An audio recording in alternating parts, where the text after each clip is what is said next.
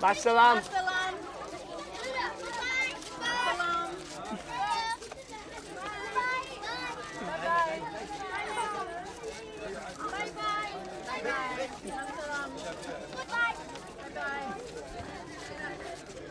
Welcome to Karnak, the largest religious complex in the ancient world.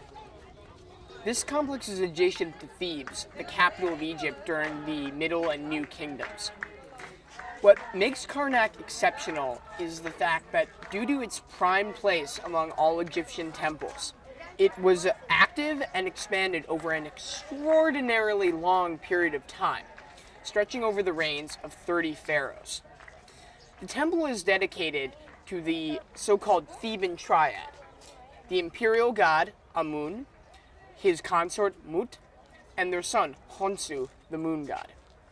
Now, the only structure that is open to the public is this one, which is the main precinct dedicated to the god Amun. And you can see behind me these beautiful ram sphinxes, which refer to the ram, which is the sacred animal of Amun.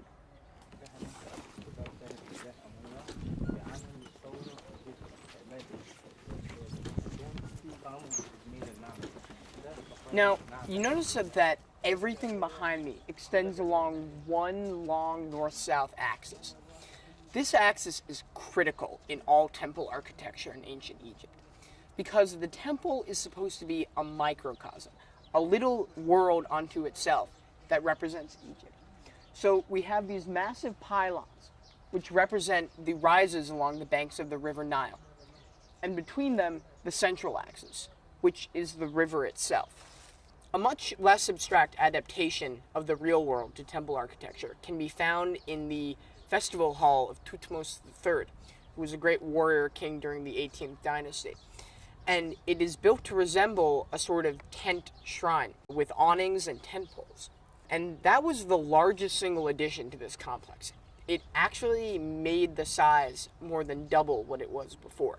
It represented an Egyptian empire, in fact, that was at the height of its power and prestige. By the 20th dynasty, however, the empire would be in decline, and the power of the central state would be challenged. In fact, in this temple, we can even find carvings of the high priest of Amun shown at the same height as Pharaoh, something unthinkable to previous generations.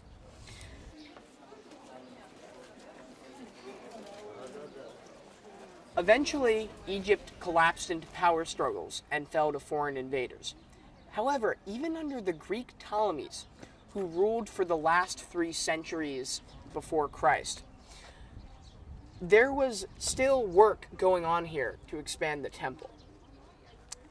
By the time of the late Roman Empire, when paganism was banned, temples like this all across Egypt had fallen into disuse, and many would in fact become churches in part.